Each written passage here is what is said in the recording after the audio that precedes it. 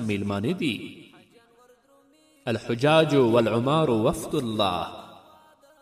حاجیان او هغه څوک چې د عمرې لپاره ځي دا ټول د الله میلمانه دي.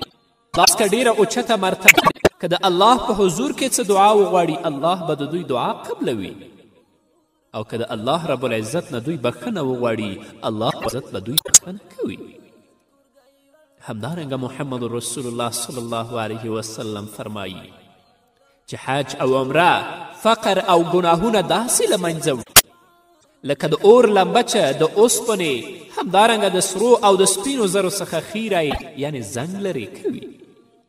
څوک چې حج ته ځي د هغه مقصود او د هدف د الله رب العزت رضا وي. همدارنګه څوک چې عمرې ته ځي د هغه هدف او د هغه مقصود د الله رب العزت رضا وي، په زړه کې اخلاص او صداقت وي.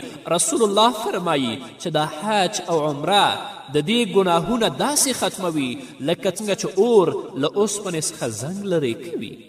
همدارنګه دا حج او عمره دینه فقر او مسکنت داسې لرې کوي لکه څنګه چې اور د سپینو زرو د سرو زرو او د اوسپنې نه خیری او زنګ لرې کوي.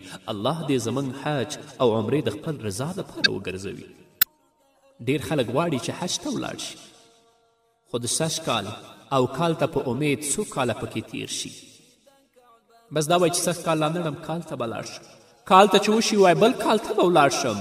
نو دا ډول خلک هم د ډیره ناوړه عمل ارتکاب کوي. رسول الله صلی الله علیه وسلم فرمایي څوک چې غواړي حج ادا کړي نو باید چې د هغې په ادا کولو کې چټکي او عجله وکړي. یو خو دا مشکل چې ستا نوم نه خیجي دا بیله خبره ده، خو کله چې در باندې حج فرض کیږي د الله رضا لپاره به ته کوشش کوې چې د بیت الله ته لاړ شي او د هغې نه طواف وکړي.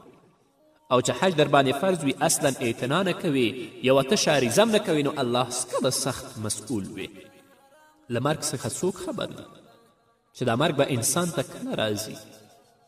نو ځکه په کوم وخت کې چې په چا باندې حج فرض شي په هماغه کال باید د حج په ادا کولو کې کوشش وکړي.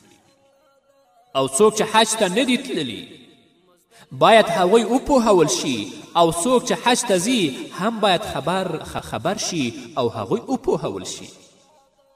څوک چې حج ته نه دي تللي باید د حج د فضیلتونو نه هغوی خبر شي، او څوک چې حج ته روان دي باید د حج احکام او د حج مناسک اول یاد کړي، وروسته د هغه نه د حج سفر وکړي.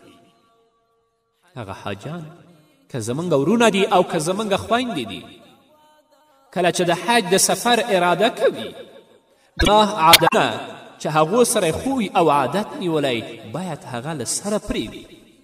خو افسوس چې نن یوازې د حج په سفر کې نه بلکې د حج په ورځو کې هم ګناه ته لاس غځوي چې د ده دا حالت ډیر د افسوس وړ دی. الله رب العزت به ترې سخته پوښتنه کوي. نو زموږ هغه حاجیان ورونه او حاجیانې خویندې که تصمیم نیسي چې زه حج ته روانېږم نو باید د خپل ناوړه عادتونه د خپل بد اخلاق او هغه ګناهونه چې دا په هغه باندې عادت و دا د سره پرېږدي، وروسته د الله رب العزت کور ته ولاړ شي. خو ځینې کسان داسې هم شته چې دا عادتونه خو پرېږدي نه حتی د حج په ورځو کې هم هغه د ګناه مرتکي الله سره ورته هدایت وکړي. ټول په دې پوهیږي چې هیڅ پرته له پوهې او زده کړې لاسته نه راځي. دا څومره ناداني چې فرضي عبادت د ترسره کولو په خاطر د هغې لپاره په ژوند کې یوازې یو ځل وځي، خو د هغې د زده کړې عشق